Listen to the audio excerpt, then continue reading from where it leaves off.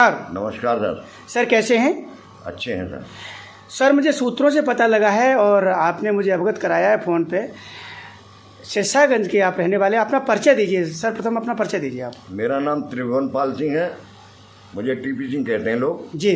वैसे मेरे पिताजी का नाम डॉक्टर विशाल सिंह है और सिरसागंज जगमुंदी के रहने वाले हम लोग। अच्छा सर ये बताइए, आप आपका ज़मीन को लेके, आपकी ज़मीन को लेके कोई विवाद चल रहा है और भयंकर विवाद है।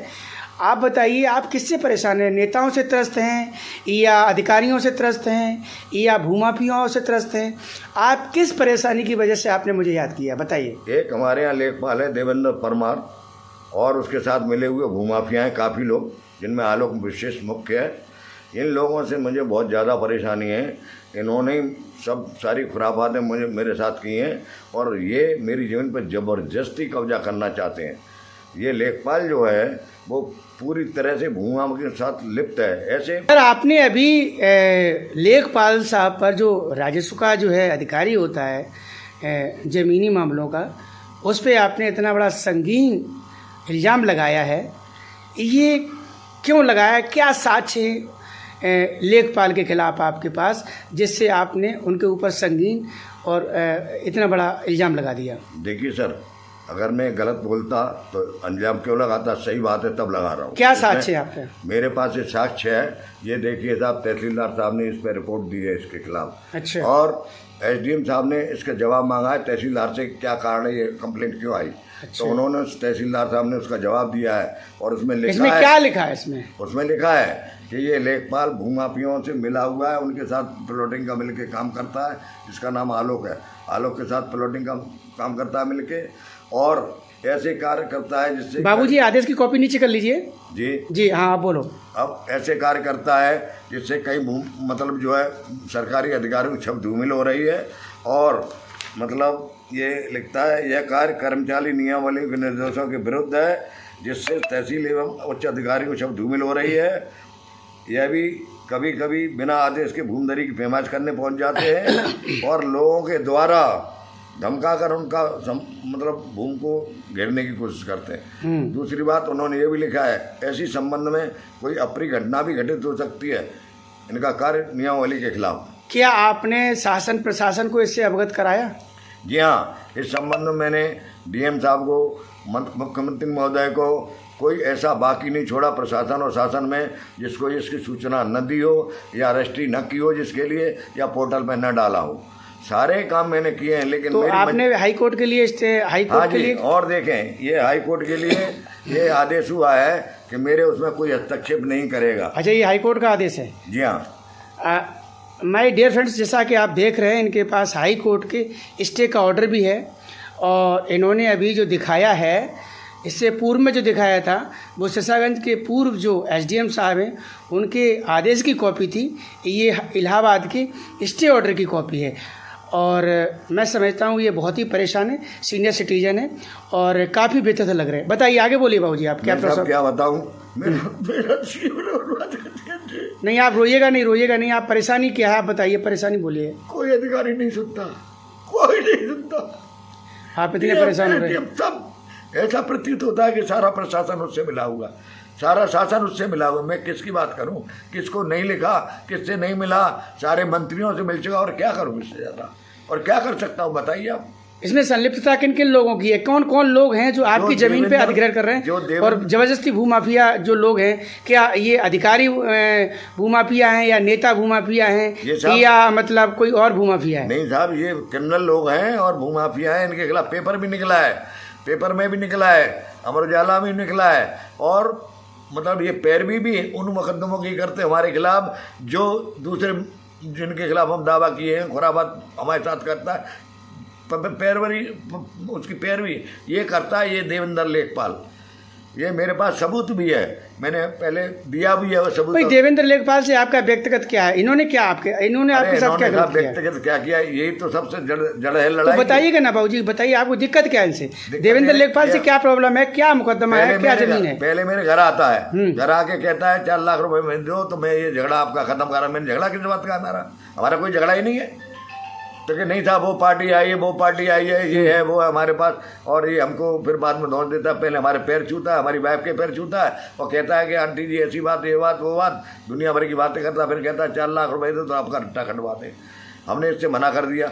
बस उसी दिन से इसने जो है वो पहले दाखिल खारिज पे हमारे पर खुराबात की। इसने क्या किया कि जो हमारी, मैं माफ़ी चाहूँगा, मैं एनपी न्यूज़ चैनल किसी प्रकार की घूस लेने देने के आरोप का समर्थन नहीं करता, क्योंकि इसका मेरे पास कोई साक्ष्य नहीं। ये आपने आरोप लगाया तो इसका साक्ष्य आपके पास होगा। आगे बोलिए। देखिए साहब, साक्ष्य तो यह है कि अब तो मेरे मोबाइल की जो मेरे यहाँ घर में वो लगा हुआ है वीडियो फिल्म, लेकिन अब वीडियो कैमरा जो उस टाइम तक का नहीं दे पाते, 1 महीने तक का ही रहता है। लेकिन ये बात सन 21 की है, 2021 की।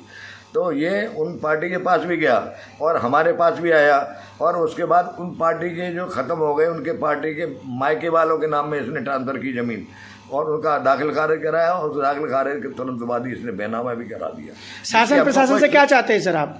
अरे हमको कोई सूचना ही नहीं उस संबंध में। शासन प्रशासन से क्या, एनपी न्यूज़ चैनल के माध्यम से आप शासन प्रशासन से, प्रदेश सरकार से आप क्या मांग कर रहे हैं? हम ये मांग कर रहे हैं कि इसको कम से कम सस्पेंड किया जाए, जेल भेजा जाए और भूमाफियों के खिलाफ कड़े से कड़ा एक्शन लिया जाए, ताकि जो पार्टी की छप चल रही है जीरो टॉलरेंस वाली, उस पर भी विश्वास करे आदमी। इससे तो टॉलरेंस छवि खत्म हो रही है पार्टी की। ऐसे कैसे काम चलेगा? देश का उद्धार नहीं होगा, देश में सत्यानाश तोड़ा जा रहा है देश का। हम परेशान हैं, हमारे जैसे सैकड़ों लोग परेशान हैं। आप आएँ या देखें, और देखें समाज में घूम के, हर जगह गांव-गांव पूछें, हर आदमी ये कहेगा कि देवेंद्र लेखपाल ने सत्यानाश मार दिया। वो हर जगह भूमाफिया काम कर रहा है, सैकड़ों प्लॉटिंग उसके नाम ने, करोड़ों रुपए की संपत्ति उसके नाम में ईडी बैठा ली जाए, उसके एक्शन लिया जाए उस पर। अभी 1, 1.5, 2 करोड़ की, 3 करोड़, 4 करोड़ की मिट्टी बेची है खुदवा के। 56 लाख की मिट्टी मेरे बगल में ही पड़ी है, जिसकी को कहाँ से आई इतना पैसा? कहाँ, क्या सरकार के नाम में दाखिल हुआ वो पैसा? मट्टी तो सरकार की थी, मट्टी सरकार ही थी, कहाँ से आया पैसा? वो कहाँ चला गया? किसके पास गया? आखिर उसमें सभी एक साथ मिलके खा रहे हैं उसको, छोड़ कौन रहा है उसको? बताइए आप। यहाँ के लोगों ने बताया कि मंत्री जी का हाथ है, यहाँ के लोगों ने बताया कि एसडीएम का हाथ है, यहाँ के लोगों ने बताया कि डीएम का हाथ है। बताइए हम किससे कहें, तो हम किसको पूछें? बाबूजी यहाँ एसडीएम तो सस्पेंड हो गए। जी साहब, ये एसडीएम क्या, पहले वाले एसडीएम का, जो भी एसडीएम है सभी आए, एक ही काम किया है सबने। मैं आपको जो बता रहा हूँ, मेरी आंखों देखी बात है ये, तो इसे कौन छुपा जाएगा? आपने करोड़ों रुपए का इल्जामात, जो संगीन इल्जाम लगाया है देवेंद्र परमार लेखपाल सिरसागंज पर, और आप साक्ष्य भी दिखा रहे हैं, साक्ष्य के साथ बात कर रहे हैं। माय डियर फ्रेंड्स, ये बहुत ही व्यथित हैं, ये रो पड़े हैं, भावुक हो गए, और अपनी बात करते करते, सीनियर सिटीजन हैं, इनकी करीब मैं समझता हूँ कि 75-80 साल से कम उम्र नहीं होगी, और आज ये बहुत ही परेशान हैं। सिरसागंज में आज की तारीख में, इससे पहले रुधैनी का एक प्रकरण था बहुत बड़ा, जिसमें बहुत सारे अधिकारी लोग नपे हैं इसमें, और ये एक नया प्रकरण फिर खुल के आ गया है। इसमें भी ज़मीन का ही विवाद है, इसमें भी लेखपाल और अधिकारी लोग हैं जिनकी जो इसमें मिलीभगत की वजह से ये हमारे जो सामने बैठे हैं टीपी सिंह जी, ये बहुत ही व्यथित हैं, ये रो रहे हैं और ये अति परेशान हैं। तो मैं शासन प्रशासन से ये प्रार्थना करूंगा कि ये सीनियर सिटीजन हैं, ये बहुत परेशान हो रहे हैं बेचारे, रो रहे हैं, और ये मतलब आत्महत्या करने के लिए मजबूर हैं। उन्होंने कहा कि राठौर साहब आप आइए, नहीं तो मैं आत्महत्या करूंगा। तो इस वजह से मुझे यहाँ आना पड़ा। इनकी बहुत बड़ी परेशानी है। प्रशासनिक अधिकारियों को, शासन के अधिकारियों को इनकी बात को समझना चाहिए और इनको न्याय दिलाना चाहिए, जो संवैधानिक है, समुचित है। इनको न्याय व्यवस्था पे विश्वास है और इनको न्याय मिलना चाहिए, ये न्याय इनका अधिकार है। तो ये शासन प्रशासन से मैं यही गुहार करूँगा कि अधिकारियों से कि इनकी एक बार बात को सुना जाए और इनको न्याय मिलना चाहिए। बाबूजी और कुछ कहना चाहेंगे आप? सर, मैं डीएम के पास गया था, डीएम ने मेरी बात नहीं सुनी, पेपर्स ले लिया, मुझे लौटा दिया। लौटाने के बाद जब ये न्यूज़ चैनल वालों ने हमारे साथ सहयोग किया, अपने आप ही स्वतः हमको बुलाया, हमसे सुना, तो ये एक्शन हुआ। LIU वाले भी आए और लोग भी आए मेरे पास। तो मैं ये चाहता था डीएम साहब अगर एक बार मेरी बात सुन लेते तो ये कले की कले, दूध का दूध और पानी का पानी हो जाता। लेकिन क्या करूं, सुनता कोई है नहीं, कागज मांगते और कागज मांगने के बाद नील दिन कुछ नहीं होता, कुछ नहीं होता। सिस्टम में कहीं ना कहीं प्रॉब्लम है माय डियर फ्रेंड्स। जैसा कि आप देख रहे हैं, ये कहीं ना कहीं सरकार को इस पर ध्यान देना चाहिए।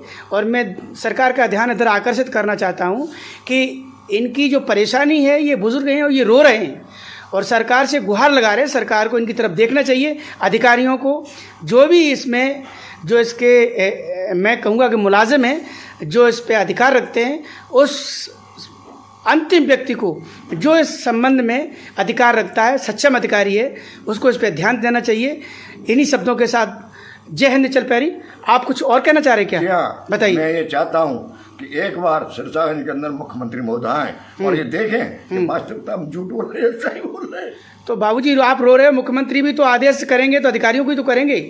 आप तो यही है कि यहाँ के सब अधिकारी उसी में लिप्त है, खाने में। भाई सरकार तो दुरुस्त है। उन्होंने तो ये आपके सिरसागंज के एसडीएम साहब हैं और अन्य जो अधिकारी ले सिरसागंज की जो तहसील में कई लोगों को उन्होंने नाप दिया है। अरे हम सरकार तो दुरुस्त है, यहीं की बता रहे साहब। एक पेशकार को गलत कर दिया, उसको फंसा दिया, वो नहीं था एक्चुअली। मैं फिर बता रहा हूँ, यहाँ तक मुझे जानकारी मिली है, मैं भी तहसील जाता हूँ अपनी फरियादें लेके। लेकिन ऐसा मतलब गलत आदमी क्यों फंसाते हो, सही आदमी को फंसाओ ना। जो है ये नहीं इन्होंने देखा कि वो देवेंद्र लेखपाल के द्वारा ही ये कार्यक्रम कराया गया था, पूरा का पूरा षड्यंत्र उसी के द्वारा बनाया गया। और उस लेखपाल, सारे लेखपाल उसकी ही बात मानते हैं। कोई भी दूसरा तहसील का लेखपाल या कानून हो या एसडीएम कोई दूसरा काम नहीं करता, उसके अलावा सारे उसकी बात मानते हैं, क्योंकि उसके संबंध ये लोगों ने बताया कि हमारे यहाँ के मंत्री से है। असली बात ये है। और इसका इलाज किसके पास है बताइए आप? नहीं, ये चैनल की खबर तो पूरे देश में जाती है, लोग देखेंगे, अधिकारी लोग देखेंगे, शासन प्रशासन देखेगा। आपके आंसुओं पे जरूर आप ध्यान देंगे। आप परेशान हैं, आप सीनियर सिटीजन हैं, आप कोई ऐसा नहीं कह सकते। आप साक्ष्य के साथ अपनी बात को प्रस्तुत कर रहे हैं, सरकार जरूर इस पर ध्यान देगी। साथियों, आपको अवगत कराना है, सिरसागंज में पूर्व में ज़मीन के विवाद को लेकर जो रुधैनी का प्रकरण था, मुझे तो ऐसा लग रहा है कि सिरसागंज में ही ज़मीन को लेके इतने सारे विवाद हो रहे हैं और तहसील में बहुत सारे आला अधिकारियों पे गाज घिरी। आज फिर ये जो प्रकरण निकल के आया है, ये भी सिरसागंज तहसील का ही है और ये 70-80 साल के बुज़ुर्ग का प्रकरण है और ये बहुत ही व्यथित है। मैं समझता हूँ कि यहाँ पे शासन प्रशासन को बारीकी से नज़र करना चाहिए। सरकार को इस केस पे बारीकी के साथ नज़र बनाना चाहिए कि आखिर यहाँ पे जो अधिकारी हैं या भूमाफिया हैं या राजनेता हैं या जो भी हैं, इस सिरसागंज तहसील के अंदर ज़मीन को लेके अधिकारियों के साथ मिलकर जो बंदर बांट कर रहे हैं, उस पे शासन के लोगों को, प्रशासन के लोगों को इस पे गहनता से, बारीकी से ध्यान देना चाहिए। मेरा यही आशय है कि किसी के साथ अहित न हो, चाहे वो कोई भी व्यक्ति हो, चाहे 1 बीघा हो, चाहे 100 बीघा हो। आदमी ज़मीन बड़ी मुश्किल से खरीद पाता है और जब उसकी खून पसीने की गाड़ी कमाई किसी दबंग के द्वारा या किसी अधिकारी के द्वारा जब जाती है, तो वो जो गरीब होता है उसकी हाय बहुत बुरी पड़ती है। हाय बुरी गरीब की कभी निष्फल जाए, मुई खाल की सार सो सार भस्म हो जाए। तो माय डियर फ्रेंड्स, इस वीडियो को इतना शेयर लाइक करिएगा और इतना इसको वायरल करिएगा कि इन बुजुर्ग को भी शासन से, प्रशासन से, सरकार से न्याय मिले। मैं ऐसी उम्मीद करता हूँ। और ये रो रहे हैं और बुरी तरीके से फपक के रो रहे हैं। मुझे तो इनके आंसू नहीं देखे जा रहे हैं और ये इस उम्र पे ये रो रहे हैं। ये सरकार को इनके बारे में समझना चाहिए और इन्हें न्याय दिलाना चाहिए। जय हिंद।